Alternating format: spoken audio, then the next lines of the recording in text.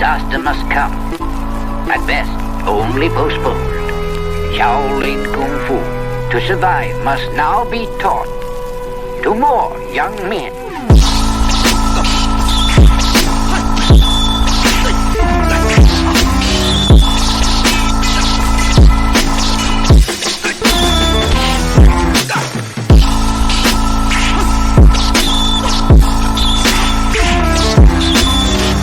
Welcome once again to another episode of Fists, Kicks, and Flicks, the podcast about martial arts, movies, and life. I am one of your hosts, Eugene Plowden, and with me this week, my podcast partners, Joe Hartley and Jeff Sushi Das. What's up, man? What's up, guys? If this is your first time with us, I want you to know we are members of the Martial Arts Internet Network. On Mondays, you got Raw with Mimi and Lump. Tuesdays is CTE with Chris Los and Travis. Wednesdays is us, Fists, Kicks, and Flicks with Gene, Mike, Joe, and Angel, and sometimes Jeff. And on Thursdays, you can get the Inside Scoop with Alex and Jeff. For more information, check us out on all of our social media platforms. Just look for the Martial Arts Internet Network on Facebook, Twitter, Instagram, and YouTube. Fellas, it's showtime. What's going on? What's up, man? Thanks for having me. No problem, welcome back, Jeff. Hell yeah. Easy going week this week. No big deal. Just working and hanging out with the family. Okay, you didn't do nothing exciting this weekend?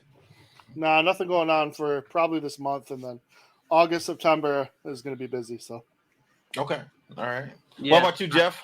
Yeah, this weekend was at home. I had a birthday party here at the Karate School, and then just kind of relaxed a little bit. Had to take care of some boring things like stay on the phone for an hour and a half with AT&T.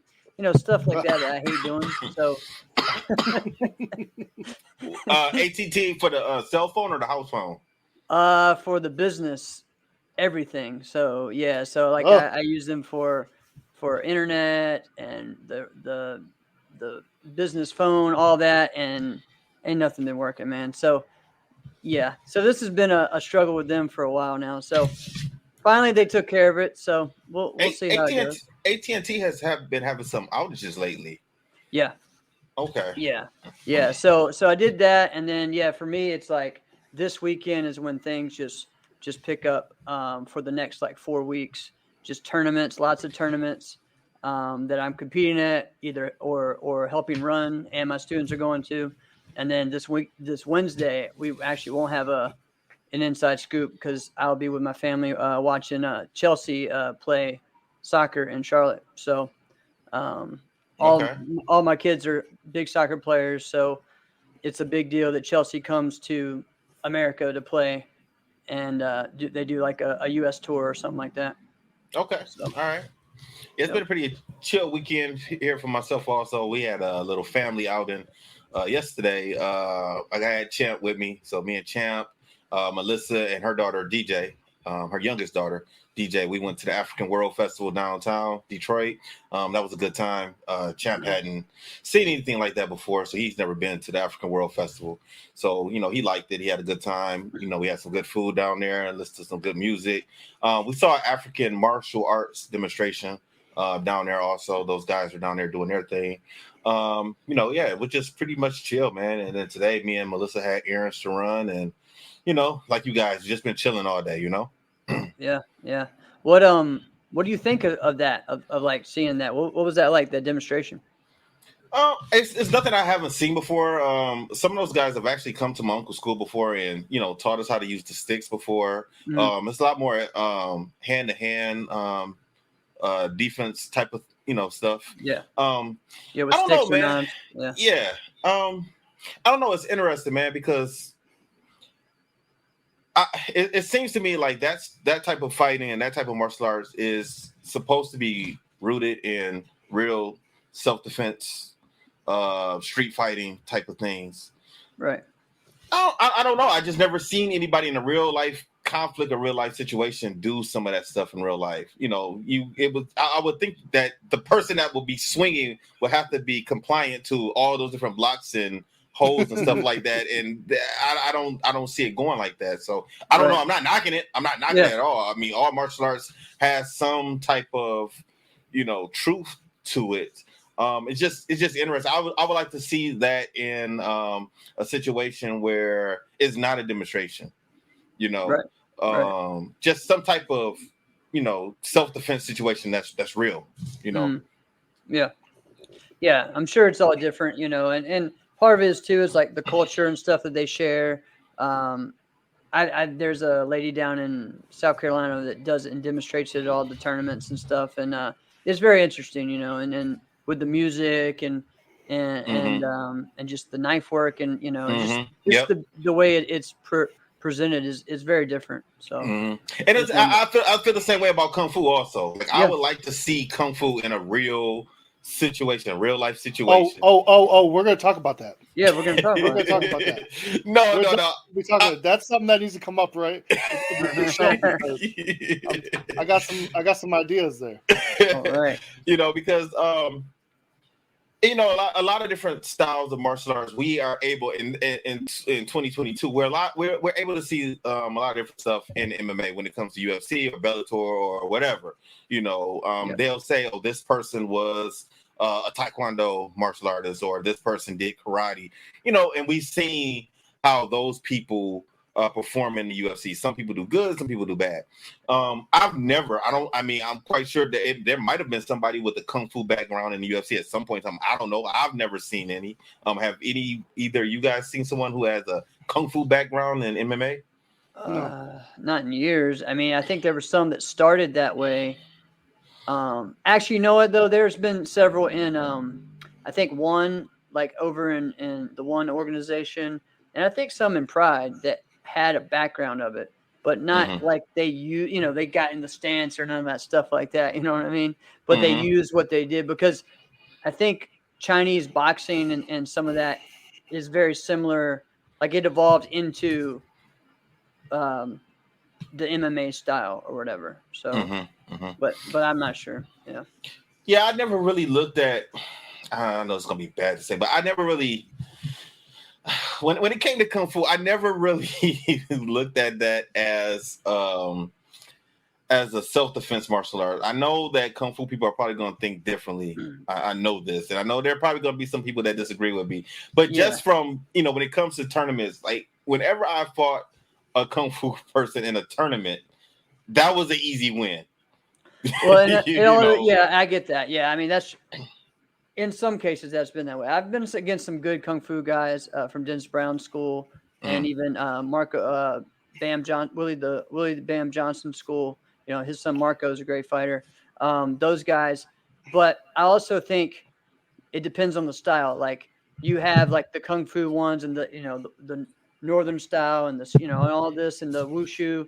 That I mean, and even Tai Chi at its core. Its core is self-defense, but it doesn't look like that. But I know that like Wing Chun, you talk to them, like this is only self-defense. This is only, we had a couple Wing Chun people at our school before that would teach, and I even have a Wing Chun dummy. But you, it's just a different concept. You know what I mean? They're focused on keeping it simple and straight line and maybe, moving, so it's very, very different. Yeah, I have a cousin that is into the African martial arts. And matter of fact, he might have been this might have been his group that might have been down there. I think I'm gonna talk to him about it. But I know he has a black belt in other styles. But I know that he has a background in this African martial art. And just like anything, you're supposed to find like what Bruce Lee does. He finds what he agrees with in a martial arts and keeps it and gets rid of everything else. You know what I mean? Yeah. So I think I would like to, incorporate some of that stuff into my style and what we got going on. And that's what we should do, guys. It's like really like just keep growing. Take some things that maybe you don't know and like keep learning. Because if we just only know this one thing, then we're going to be stuck. Or learn how to take that one thing and put it into different scenarios and different situations, because even like with kata and the applications and the bunkai, if you only think, all right, this one move has to mean this one thing, then you're going to be stuck. You got to learn how to evolve that move into something else, in that motion. So now, Joe, you have a few different black belts and other styles, right? Yeah. How many black belts do you have? I did. I started with Tang Soo Do, then Taekwondo, and then I have done some like Koi-Kon, Aikido here and there. Okay. Jingo black belt in neither one of those, but I have a little bit of that training. So, You know what? I'm surprised at you about something, Joe. As long as you've been with my uncle and his system, how come you never asked to train and get a black belt under him? He started us. He started Greg and I going through your guys' system, which was fairly similar to the system that I had in Tung Sudo. And then I think I just ended up. I think he was getting ready to open up another school with SES, and then it fell apart. Okay. I think that's what he was grooming us for, and then it fell apart, and then that's kind of when I took a break, and then I tried to come back a few times, and I just you were older at that point in time too. You were older. Yeah, I couldn't stay. Yeah, because I dropped out. Like I was like 24, 25, and then I meant to take like a year off, and it ended up like 7-8 years.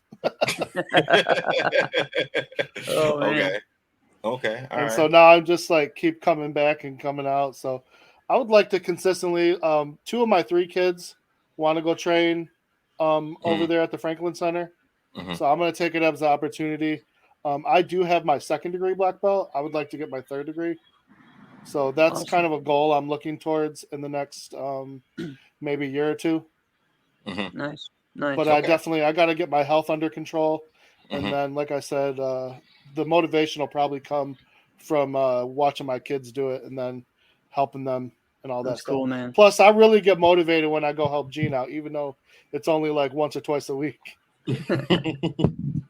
Yeah. So, that's one of the things that we didn't have growing up. Like, we didn't have weapons. By the time we used weapons, we were already black belts, and, we reached out to other people who we knew who knew weapons. That wasn't something that my uncle really focused on, was weapons or even forms. We just didn't do it. We just had the traditional Taekwondo forms, and we learned early on. We learned early on that these traditional Taekwondo forms is not going to get us too many wins. Maybe as underbelts, but when it came to the black belt division, like those forms just wasn't hitting it.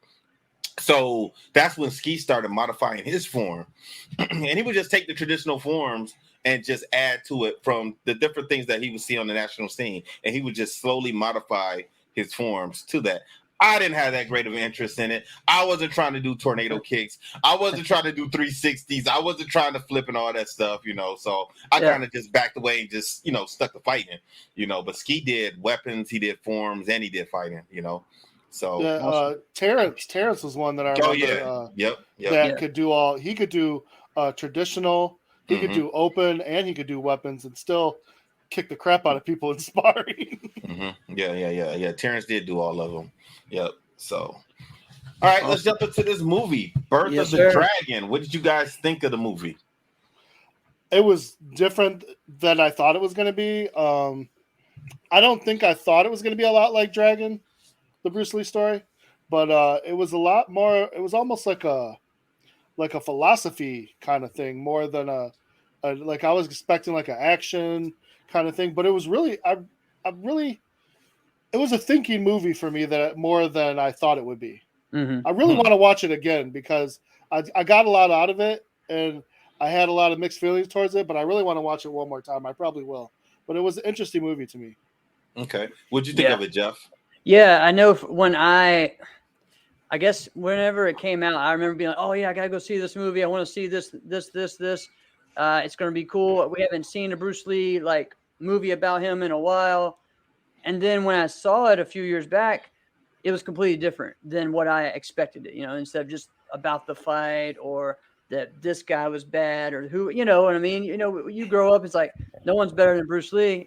We talked about that last week, right? And then you find out that like a lot of the things, at least the way this movie was presented, was that a lot of the things that we hear about Bruce Lee, Won Jack Min was portraying. A lot of the mindset towards the martial arts and towards style and towards structure, and even just self, were things that he embodied. So it was really cool. I like it was philosophy, very made you think, and then it added the whole, everything else with the females that are, you know, being enslaved, and, you know, his students and that conflict between him and his student, and, you know, the person having two masters. I mean, there's a lot of cool things in there that I think this movie just teaches you about.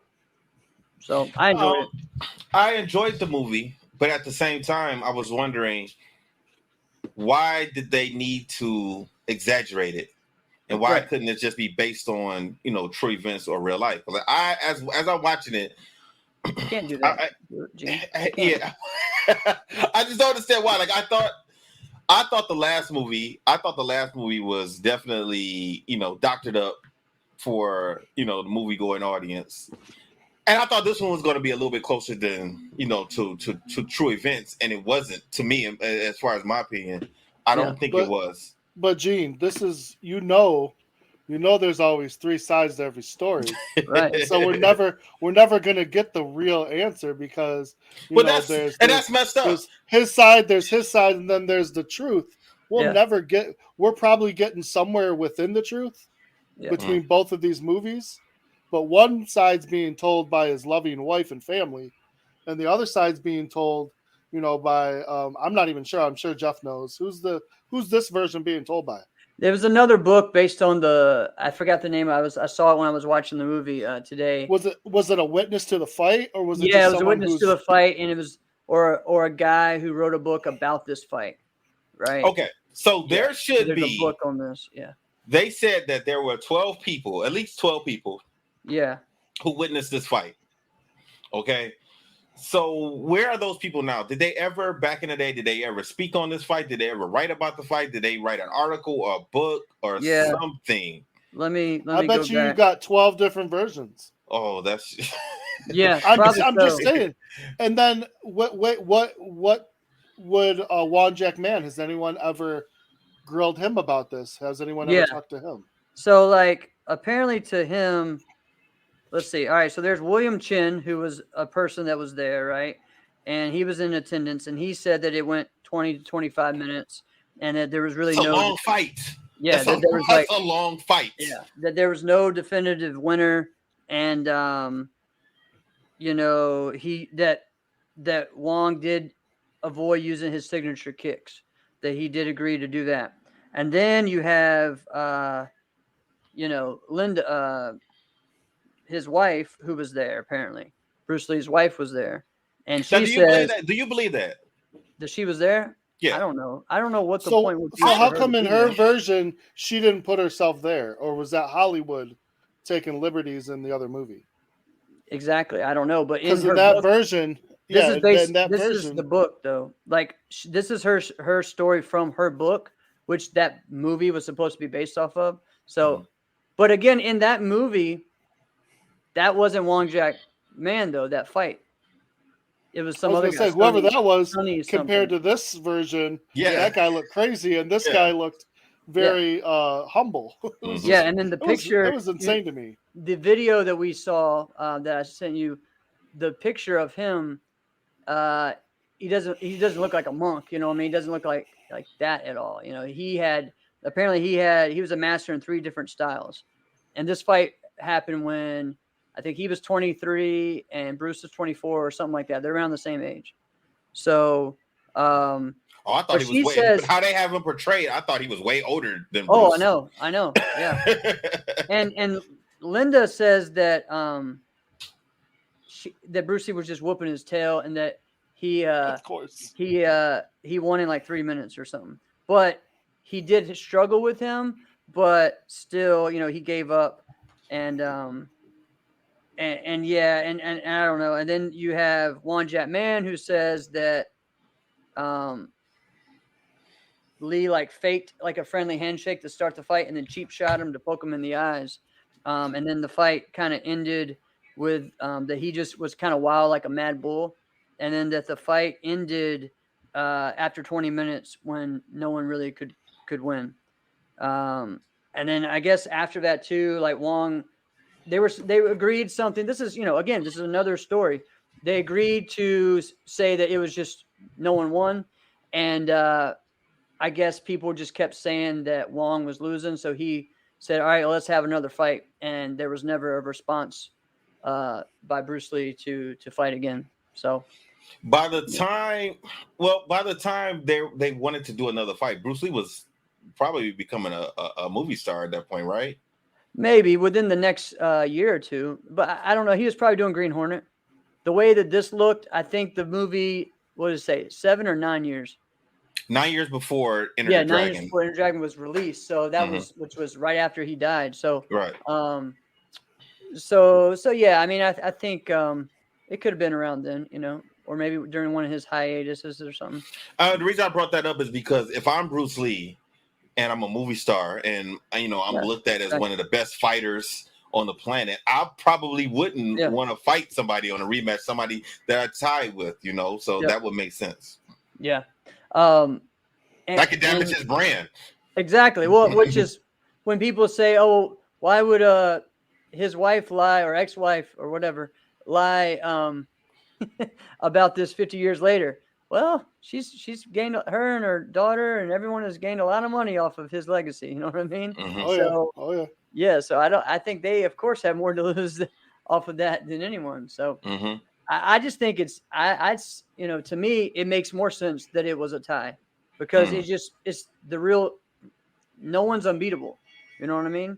And, maybe, something did come out of it where he learned out of this, I don't know. I like that story. I know that this story was not completely the truth, but it's based off of that. So it seems it was just based off of the fact that there was a fight. Yeah. Like in real life, I'm starting to think that there was nothing to do about girls being caught and kept. Oh, that part. No, that's always Yeah, that was odd. That whole thing was. It was, and even Mac, he's a made up character. He wasn't real. Yeah. So I'm like, what was the purpose of having him? Right. What was the purpose of any of that? Like, why this couldn't have just strictly stuck to true events? In some type of movie format, but not just adding. I hate when based on true events or based on true stories, they add characters in it that are fictional characters. Well, this was a WWE production, so when I saw that, I rolled my eyes because I didn't know that at first. And when I saw that, I said, okay, how much of the truth are we going to really get? And that's why I wanted to follow up these two movies with some type of good documentary. So we can figure out, okay, what's true, what's not, because we see BS in both of these movies that we've watched so far about Bruce Lee. But one thing for sure that we're starting to see, what was that movie again that just came out with Quentin Tarantino? Hollywood. Once Upon a Time in Hollywood. Yeah, there we go. And there was a big controversy around that because, I guess his daughter had a problem with how Bruce Lee was portrayed in the movie. And it's starting to seem like maybe he was pretty arrogant. Yeah. Because that was her issue. Yeah. But that was how it was like in the beginning of this movie, he was definitely like that. Yes, exactly. And there were some funny parts of that, it's like, what does your sensei teach you or your Sifu teach you? Kick ass. Right. Like that's some Cobra Kai stuff there. I was just gonna say, it literally to me had a Cobra Kai Miyagi feel to it. It did. But I never would have thought of Bruce Lee like that. Like before these last few movies, I never looked at him like that. I never thought of him like that. I thought he was kind of quiet and humble, and when someone comes to him to learn or train from him. But maybe that was after this fight. Maybe that part of it is true. Maybe he did find that part of him and stop being an arrogant asshole after this fight. I mean, it's very possible. It is. I'm just going off of that, Once Upon a Time in Hollywood. Because at that point in time, that was after this when that was going on. Yeah. And, he was on the set teaching people different moves and explaining this, that, and the other. And a lot of people do that. A lot of martial artists do that. When they get around people, they start explaining different things. I don't know about you guys, but I don't talk about martial arts around people that's not martial artists. Do you guys do that? Like your regular friends? I mean, they bring it up, but not, Yeah, it's all, mine were always, oh, you think you can beat this person up? Or you think you, and I tell them all the time, I was like, you know what? Anybody can win a fight any day. I don't care what kind of training you have. I was like, I'm not going to say That's what I'm saying. I'm not telling people, oh, I would lose to you, but I'm not going to tell someone I would beat you either. Right. Yeah. I tell them, to be honest with you, I learned martial arts, so I don't got to fight you. Right. And they wouldn't understand that. They'd be like, what does that mean? I was like, think about it. I don't need to fight you because I know the outcome already. What's that mean? You're going to lose? You're going to win? I was like, it's up to you. Why don't you, do you really want to find out? And then they'd be like, what is wrong with this guy? Again, exactly. That's right. Exactly. Because that's what it is. I don't need to fight you. I can go and fight at my dojo against people who know how to fight. Right. Why do I need to be in a street fight with you and get hurt or hurt you or anything like that when I can, like I said, I do this I can go every day and fight if I want to. Put some pads on and fight people who know how to fight. Right. And I enjoy it. So yeah, that's why I used to tell people I don't need to fight because I can just go to my dojo and do that. Why don't you come over to the dojo? That's why I used to tell people, come on over. Our first lesson's free. Well, like I said, man, like I've seen this before, this type of stuff in real life where somebody's trying to tell somebody how to do a move, or they're showing people how to get out of a lock or put somebody in a lock. I'm like, ooh, we at a bar. Like, why are you doing that right now? What's the point of holding court and talking about martial arts? That's weird to me.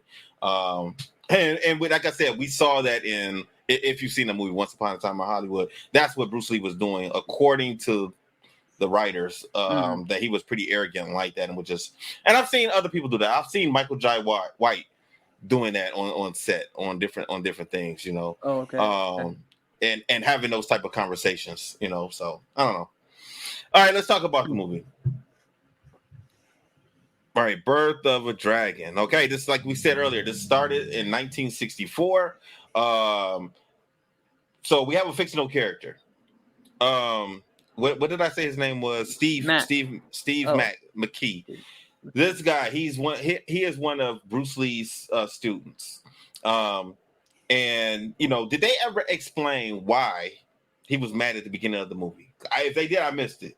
Because he was sparring with Bruce, and Bruce knew he was mad, and he just Bruce intentionally irritated him, and he lost control, and then Bruce, pretty much embarrassed him as they were sparring each other. Right. I don't think they ever gave a reason, like a specific reason. Okay, all right. I was into his head. I mean, I guess their talk afterwards was more of, "Hey, I got into your head, and I made you mad." Now he did tell Won Jok Man that he had no family, really. Like he was pretty much on his own. So maybe he was just kind of pissed off at the world. Mm-hmm. Yeah. Probably now, the other guy that was in this movie, do you guys know if he was made up character or real? Vinny Wei. Do you guys know about him at all? No, that's probably a made up one because again, in the area there was probably people that right. Were like that his family owned. What was it? It was like a laundry service or something. Yeah, and so. And then you had the triads and stuff that would trying to take over. So right. Now, do you think, because we got two different stories again here, where he left China because he got into a fight. Now the movie we just watched, he got into a fight at a party with a couple of Navy guys. On this one, they're saying he beat up the son of one of the triads. Yeah. And so he had to negotiate a truce with the father and the triad after basically saying he pretty much messed this kid up. Yeah. I wonder how much truth there is to that. Both of those stories sound made up to me, honestly. He probably just said, "Hey, I just want to go to America. I want to be because remember we said, Joe, like he was doing movies. He was a child movie star. Yeah. And he liked James Dean, right? So he probably came of age and was like, "Hey, I'm about to go try and be an actor in America." Yeah, that's what I think really happened. They're just trying to blow it up even more, saying he was just getting into fights in Hong Kong and needed to get away. I really don't. Unless we see something that says otherwise, I don't know. I think it might just be made up for movies. Yeah, I wouldn't doubt it. And then Won Jackman. So he's coming. Now, I thought this was the guy from the last movie. I thought that's what this was supposed to be. And because Bruce is asking because they find out he's coming, they are thinking that he was coming over to see if Bruce was teaching the Westerners martial arts because they didn't like that. But that doesn't seem like that was the case at all. It didn't seem like he cared anything about Bruce. No, he didn't care about that. No. So why did they even put that in the story? Like why? Because that's what everyone has been told for years about this fight. Why this fight happened. One of the stories is that Wang Jianman didn't like that he was teaching Westerners, Americans, non-Chinese martial arts. That's one of the things. That's what Bruce has told people or Linda has told people. So they put that in there. Wang Jianman and other people say that wasn't the case, that it was more of Bruce making a claim at some he did a demonstration at a theater or something and did a challenge to all the Kung Fu masters and then said that the kicks from their styles are crap or something like that. And that eventually is where this fight came from. That's apparently what Wang Jianman says in real life. And then if we're talking this movie is explaining this, he's literally teaching one of Bruce Lee's students. Right. Without even all it took to convince him was just going to him like 3 times. So I mean, like, right. So I mean, they're contradicting themselves if that's what they want to say. But then in this movie, that's supposed to be portraying it differently. He's literally teaching one of his students. So so I think they're trying to debunk that myth. You know what I mean by that? Because if that was the case, he wouldn't have taught a white kid, right? Right. So yeah. So I mean, I think that's one of the things that this movie's trying to debunk. But yeah, they had. It seemed like they had. Well, they didn't seem. They had 2 different storylines going on in this movie. We have the conflict between Bruce Lee and Wang Jiat. And then we also have this fictional story with these girls being held captive by the triads. Yeah. And Steve Mack, he falls in love where he's attracted to one of these girls who's teaching herself how to speak English. And for some reason, like, I'm surprised he still was even thinking about her once he gave her the towels. Like, you gave her the towels, just move the hell on, keep going. Why is he even still thinking about this girl? Listen, man. I mean, she kind of even hinted to the fact that she was more trouble than she was worth. Yeah, pretty much. I mean, she said just tells the guy, hey, listen. Not a smart man. Yeah, no, I mean, he's like, all right, I got a challenge, I mean, he's hanging around. He's one of Bruce Lee's students. What do you think? He's got to be a little cocky, right? The way this movie is. I gotta be honest. Like, if I'm him, and I say, okay, I'm gonna try and get you free. I'm gonna try and get you out of here, and she tells me, no, I'm not gonna leave my sisters, my friends. Yeah, I probably would have left her ass. I was like, you know what, I'm going. This is a little bit too much work now. Like, now I got to save you and all your buddies too. How many people? Why would the triad even agree to that? You know what I mean? Because that's money. $50 million. I mean, yeah, but at the end of this month, there was $50 million. 15. They said bet it on that fight. Yeah. Mm-hmm. So yeah. Well, they would take that over whatever them girls is probably going to make over whatever short period of time they have. They can make money. Yeah, I guess so. I mean, just 50 of their lives. Yeah, that's very, very strange. So that's the story B going on right here. Well, and the other thing is, Gene, is like the way the movie started was one of the scenes was Wang Jianman was fighting, someone, and the Tai Chi guy, and I think that actor was in one of the Ip Mans. He looks familiar to me, but they were fighting, and then all of a sudden it went to black, and then you find out later what really happened and why he was there. So I guess is around this where we're at right now, is that he got upset and he threw one of his devastating kicks and almost killed the guy, and so now he's here actually just to humble himself, which is something that they do. While Bruce Lee sees it as, he's spying on me. Yeah, he's spying on me. He's coming to get me. Because what's crazy is that they had it in like the Chinese, I don't know, I guess a newspaper or maybe the, I'm not sure, like Chinatown newspaper or something, where they knew that Wan Jianmin was coming to America. So, wow. Yeah, I was wondering like why that was such a big deal. Like, had he been known to them before, he had to have been but in what capacity? Like, was he the best fighter in Hong Kong? Like, why would that have been a thing for them to know that he was coming? Yeah, I mean, I don't know. I guess he was known as their top fighter. You know what I mean? And in this thing, he's like a Shaolin monk or whatever, and is their top fighter and everything. Do you think they would have approved of him fighting Bruce Lee? Like, he's supposed to be here, as punishment, basically, right? Right. So I don't think the people who sent him here would have approved of him fighting Bruce Lee. Yeah, I don't think it so didn't sound like they sent him. It sounds like he was doing this for himself to repent. But why pick San Francisco? Did he pick it because of Bruce?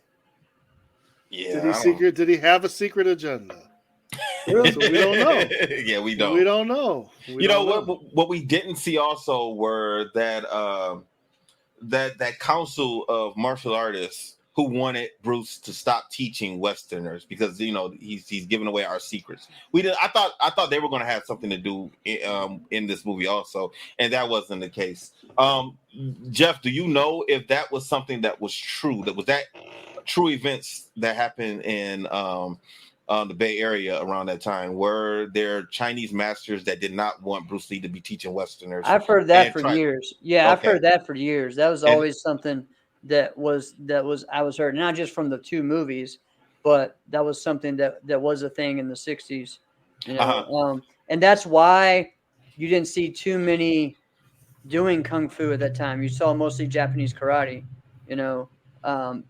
being taught, around there. And then around this time too, the Kempo was becoming, because Ed Parker was creating his own style during this time. One of the other things is, so they have him in here that he was an expert in 3 styles of kung fu. Wong was Jing Yi, Quan, Northern Shaolin, and Tai Chi. So not just like, so really the pictures that we've seen of him, he looks more like what we would think is a kung fu practitioner or even a wushu stylist, not a monk like they depict him in this movie. So that they really exaggerate that part in here. Do you guys think that Bruce Lee would have been insulted with him saying, "Hey, we're gonna fight, fine, and I'm not gonna even do my kicks"? Like, because Bruce has always seems to think like, his style could be anyone. Yeah. Yeah, I think so. Mad because he said, "I don't care, no rules." He said no rules. Yeah, he did say that. That's right. Yeah. He did say that. No holds barred. So you could tell he was insulted. Yeah. Yeah. I would have thought that he would say, "Come on, kick me, do something."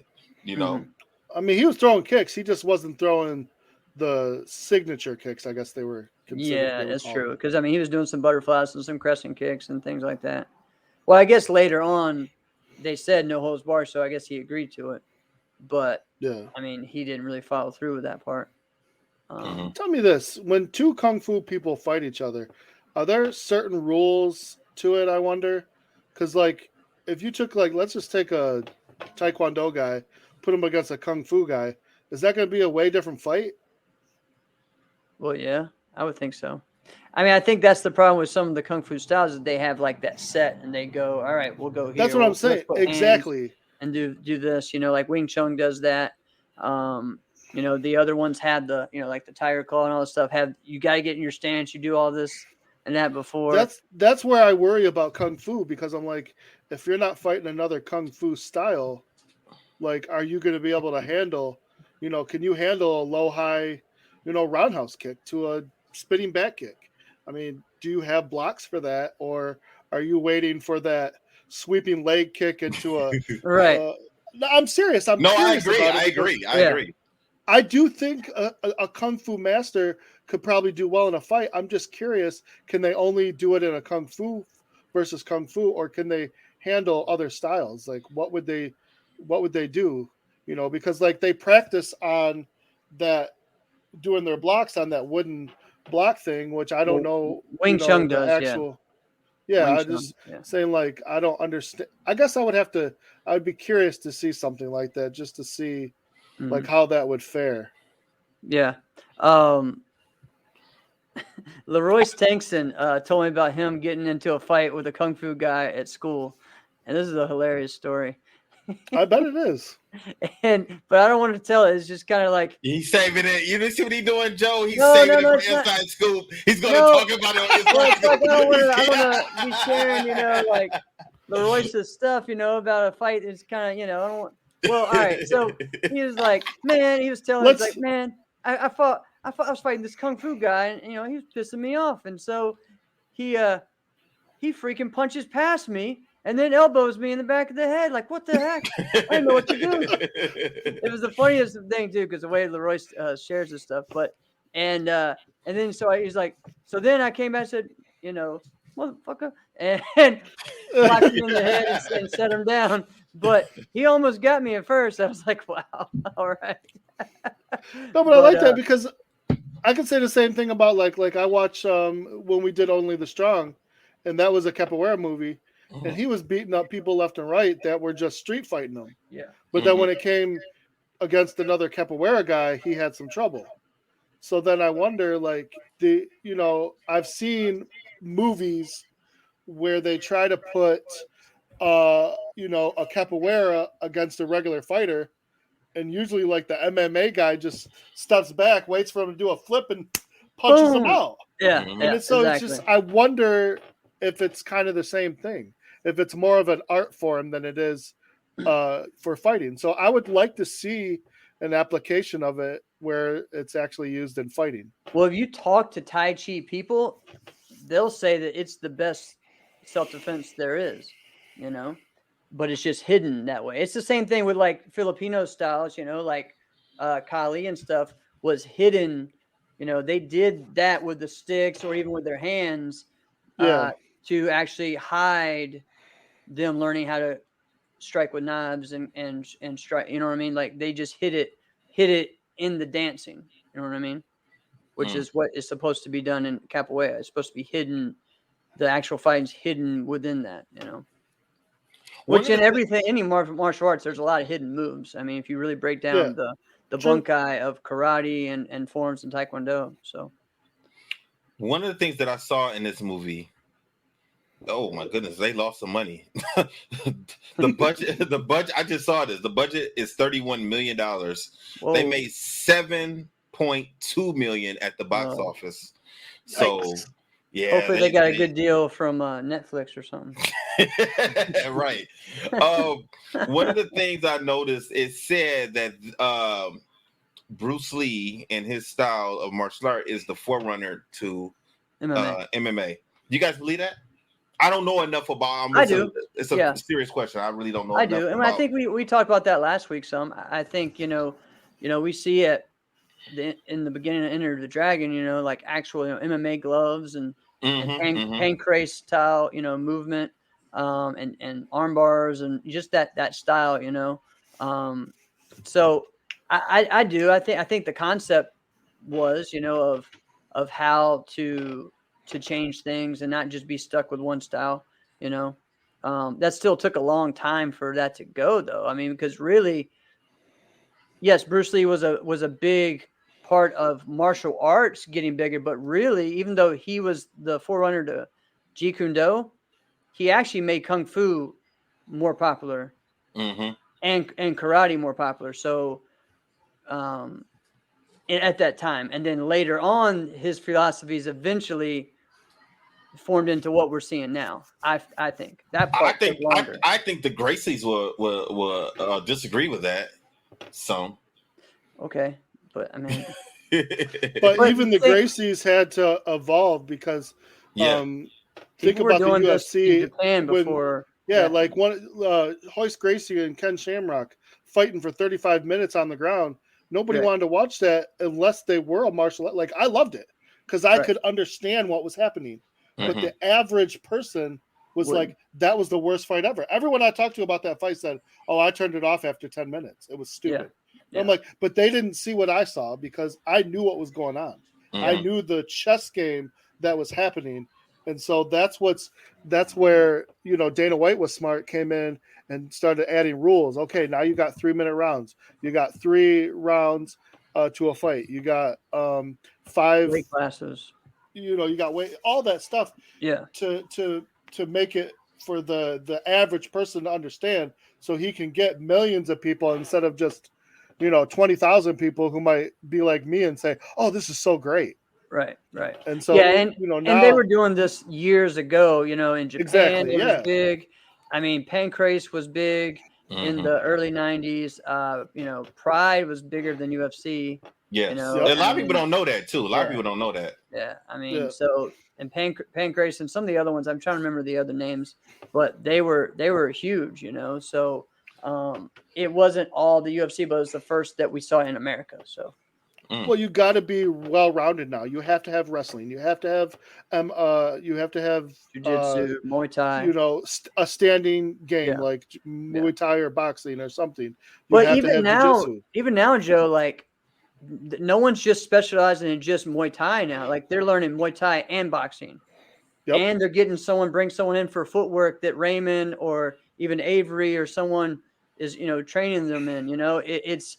It's a whole nother game, now than it even was 10, 15 years ago, or even 5 years ago. I mean, it's changed, So, do you think either one of you guys? Do you guys think that traditional martial arts are in trouble? Do you think there are going to be more of the hybrid style martial arts where you go and you learn? It's not necessarily MMA, but they do learn boxing, they do learn jiu-jitsu or grappling, and the one steps and the forms are going to slowly start going away. Do you think is going to happen within the next 15 to 25 years? I don't think so, but I think it just is going to change differently because I think there's schools that teach all of it, but not blend it. You know what I mean? And so I think that you still have your traditional jiu-jitsu and your traditional karate and your Muay Thai and wrestling and this all individual, but you have schools that can teach all of it. And then you have people who teach you how to blend it together. I just think it's more of a well-rounded type thing because karate is in some ways has been bigger than ever because when it was in the Olympics and stuff and the way that the WKF is blown up. So I don't think that is going to go away. And actually even in the Taekwondo world, there's a huge push right now to get the forms aspect into the Olympics too. So they have separate tournaments just for forms.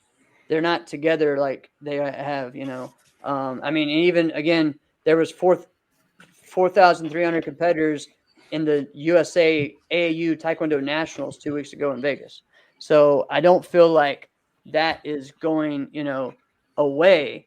I just think that if you are a traditional mindset of not growing your business, then your school is not gonna work, But if you know how to really just take it to the next level, then you can. Because again, all of these MMA guys still go and do jiu-jitsu or grappling tournaments on their own. They do wrestling tournament. They'll do a kickboxing match or whatever. Like they're doing those styles individually, you know what I mean, as well to train that. Because how else are you going to do it? Get better at that unless you do it just on its own for a while too. You know what I'm saying?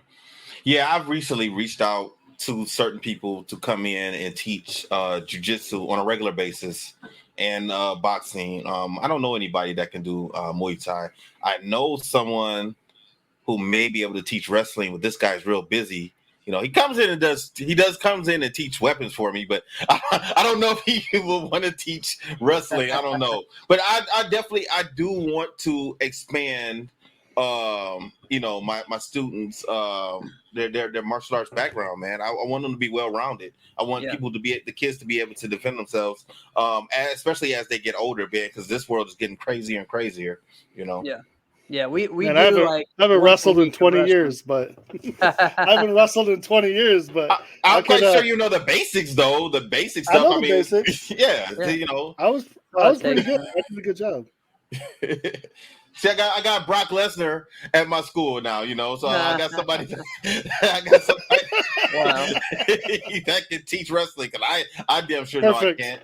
And I'm making sure that I don't get burnt out myself, because when I used to teach for my uncle, I used to do a lot of his classes. As soon as I got a black belt, I did a lot of teaching for years for my uncle. And one of the things that would eventually happen, man, I got bored. I got tired of teaching the same stuff over and over and over, because we always had new people coming in. So teaching basic form number 1 to white belt, teaching 3 steps and 1 steps, and it was just the recycle of the same thing over and over and over and over and over.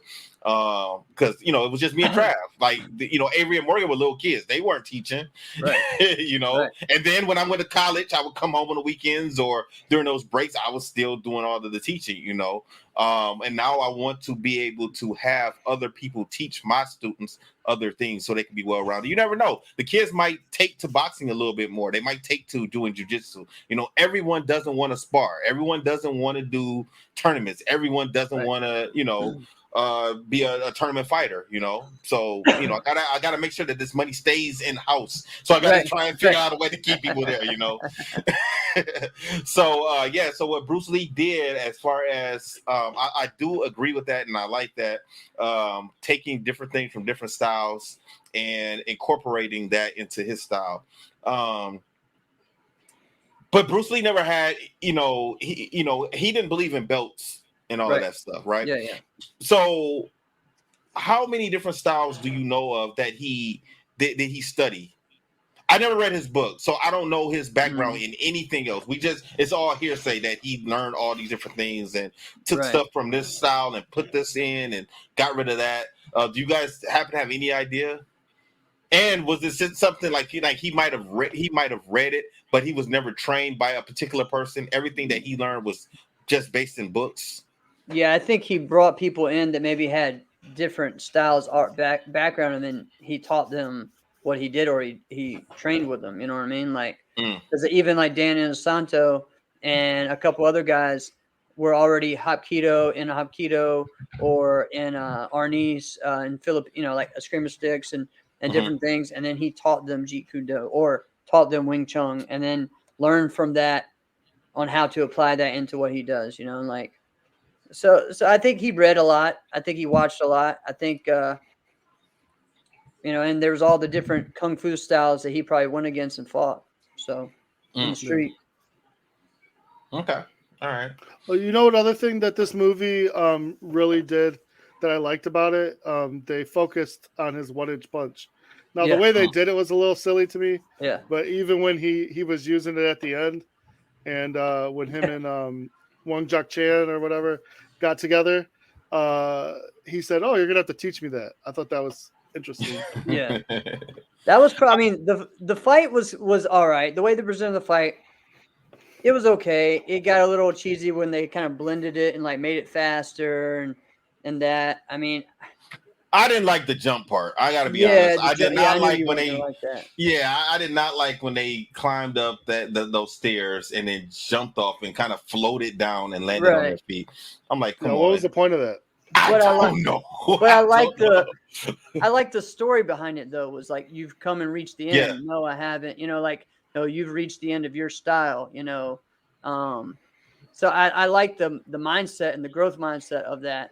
But yeah, it's hokey, but it's still not as bad as what we've seen in most kung fu flicks. So, No, I'm glad they didn't have any type of sound effects or nothing like that when they did that. Nothing serious, nothing that stood out, nothing like that. Because I probably would have turned it off after. I would have did a mic and like, I can't do it. I can't do it. So yes, and then they have a fight at the end because their fight was not the end of the movie. No. There's still more after that, and they ended up going to rescue I don't even know her name. Was it Shulan? Is that girl's name? I think so. Shulan. They go to rescue her, and also her friends. Yeah. Well, and because Mac was going to go and do it on his own, and they're like, all right, hold on, he's going to get himself killed. Yeah, he almost did. Yeah, he almost did. He got beat up pretty bad. Honestly, that whole ending is probably my favorite part of the movie. Like, I think it's funny, but it's also cool. Like it's just a cool thing to see those two characters. Mm-hmm. Anytime you see two characters that were butting heads go against each other, I don't know, it just seems cool. It's just as a kid, I've always liked it. I mean, that's why we like Cobra Kai right now. When there's rare moments, like that when they're teaming up, or other movies, So that part was cool, and that whole fight scene with all that, it was a little wild and crazy, but to me, that was probably the best part. Mm-hmm. Now, why do you think Wayne? I forgot his name. Yeah, Oh, Wong Jack-man. Yeah. Why did he Wong Jack-man? Why did he just say, "Okay, I lost"? Like, what was the purpose of that? Like, why did he just give up so easily? The way they're presenting him is that it's not about winners, losers. It's about teaching Bruce Lee how to be, actually a better representative of martial arts, No, I'm meaning at the end, like, because there was time before we get to the end where he could have did this at any point. Oh, because Mac even goes to them and says, somebody has to lose, so we can get her back. Yeah. And neither one of them wanted to say that they lost the fight at that time. But then eventually, once they get through this what was that? Not a warehouse, but this location. Like restaurant. Once they get through there and they finally get to the final, when they get to the bosses, he just goes ahead and said, "Okay, I'll concede and I'll say that he won." I think he wanted to see if Mac actually would risk his life for this thing. You know what I mean? When before he kind of thought that, he's trying to make me and Bruce fight over this instead of him actually doing something. And he proved that, hey, you know what? I'm gonna actually go out and fight for this myself. And he's like, okay, now I'll step up. I don't know. That's just what I think. Maybe I don't know. I think that's close to the answer. Do you think he was pretty much saying, okay, I'll just say I won, even though you all know I really won. I'll just say I lost, though. I think it didn't mean that much to him. Yeah. Because he even said earlier that him losing is still a win, but then him winning could be a loss. Right. That's interesting. I mean, the way you look at it, at one point, he won. But then at the way it ended, it actually ended with Bruce getting the upper hand. So, and then they both just kind of bowed to each other. So, in Dragon, the Bruce Lee story, the person that he fought the 2 times, do we know his name? Did we get his name? It was Sonny something. I can't remember. Okay. Sonny. I don't know. I want to say Sonny. And that was just supposed to be loosely based off of this fight here. Okay. Sort of, but they actually even mentioned Wong Jack-man in there, that even Wong Jack-man doesn't want you to teach Americans or whatever. They said that when he goes to meet them at the Chinese restaurant. He says even he doesn't want you or many people, but that's not who was in that fight. Got it. So I'm not sure. Okay. All right. And that's pretty much it for this movie. What grade would you guys give this movie? You go, Joe. Oh, well, I liked it a little better than Dragon. So what did I give Dragon, a B? I think did you say B minus? I think I said a B or B minus for Dragon. So I can't give it quite an A. So I'll go with B plus. Solid movie. Different than I thought. It definitely kind of threw me off. So I could have easily thought negative about it, but I really got into the movie. And like I said, I want to watch it one more time just to see some things that I might have missed. But yeah, I enjoyed the movie. Okay. Yeah, I really enjoyed it. Yeah, I really enjoyed it. I wouldn't give it. I would say, I'd say A minus, just because I like the philosophy of it and what they were trying to portray, and just the story overall. I like that. Now as far as factual, whatever. But so I say A minus because I enjoyed it. Yeah, I like the story. I just wish they didn't. I wish they just didn't put the things with the girls in it. If they could have kept that out, I probably would have gave this movie. I probably would have gave it an A-. If that part with the girls wasn't in it. So I'm gonna go with a B. I'm gonna go with B for myself. It's like adding Cole to Mortal Kombat. It's just unnecessary. Yeah. So I get you. See, man. I hated that movie. So yes. Yeah. Jeff. I'm on Joe's side on Thank that one. you. I hated that movie. I did not hate it anyway. Yeah, you gave it a 15 out of 10. And I enjoyed it. 11.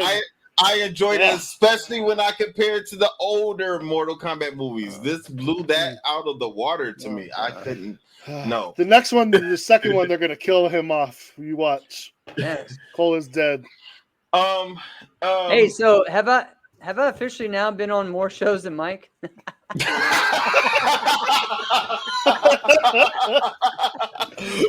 I don't know. That's interesting. I don't know. I might have to look that up and see. I don't know, man. I'm getting close. Yeah, I told you, man. You're the unofficial fifth member of the team, man. Oh, that's funny. I love it.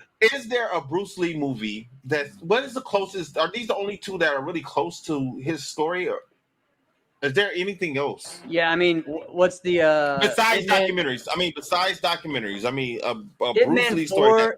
Ip Man 4 isn't really on there. There is on Netflix. There is a I think it's the Bruce Lee story. I saw it on there while I was looking today, and or the Life of Bruce Lee or whatever. And it is like a movie that is based on him. Now I haven't watched even the trailer or anything. It's but it is on. It's kind of made by similar people. WWE. No, not WWE. No. Okay. No, I'm just saying, like Is it Netflix the has Legend of this Bruce Lee? whole. Netflix has this, has all the Ip Mans. They have, the spinoffs of the Ip Mans. They have the spinoffs of a lot of different movies, like newer Chinese films. You know what I mean? They have a lot on there. So, yeah. What were you gonna say, Joe? The Legend of Bruce Lee? I think that's it. Yeah, the Legend of Bruce Lee. 2008. Oh no, this is episodes. I think this is. Oh, that's a series. Yeah. Okay, never mind. Oh, this is a whole series. Yeah, All it's right. 50 episodes. Oh. Yeah, we can't watch that. All right. So, what is a good Bruce Lee documentary that we can hopefully, we be able to watch that, be able to, comb through the BS of these movies and see what's true, and just get more information about his life. What's the best documentary for that? Either of you guys know? All right. So I know, Joe, you and I talked about that on Tuesday or Thursday. We talked about that real quickly, but I've never really seen one. All right, so let's see. Good day, there's a lot. All right, of course, the most recent one was Be Water, which is the ESPN one, which is that's what Joe said. He didn't like that one. Yeah. Then you have two. It did a lot. They talked more about like his marketing value and stuff in his movies than they did like about him. Got it. Right. That movie, that one that I wanted you guys to do is it's not necessarily based all on Bruce Lee, but it's Iron Fist and Kung Fu Kicks, and it's just how Kung Fu films became a huge phenomenon in the world, and it even goes up to now, and it goes through Bruce Lee and after Bruce Lee, and it talks about, after he died and how, the movies kind of went, that's a really good one, but it's not exactly about Bruce Lee. Let's see what the other one, they have Bruce Lee, A Warrior's Journey. It does have never before seen behind the scenes footage. Okay. I think I've seen. All right. So this is the one that I saw, and they played it on, AMC a lot when I was in college. So it was made in 2000. And it's called Bruce Lee, A Warrior's Journey. And that was the documentary. And it has a lot of never before seen footage of them actually filming Game of Death and the parts that he was in. And then a lot of other stuff. So that's actually a pretty good one. Yeah, that looks. I'll check that out. Yeah, let's do it. What do you think Angel's gonna say? I don't know. They'll probably be mad at me, yell at me, but that's okay. What else is new? That's right. Well, all right. What'd you say that name of that movie was again, Jeff? A Warrior's Journey. A Warrior's Journey. Yep, Bruce Lee, A Warrior's Journey. Okay, let's watch that next. Okay. You guys got any closing remarks?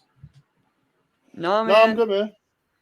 Oh, so like I was telling you, we won't have this week Inside Scoop, but next week we're doing a big. It's our 150th episode, and so we're gonna do having some of the fans on the show. So we're gonna have everyone come on and ask maybe a question or go through a topic.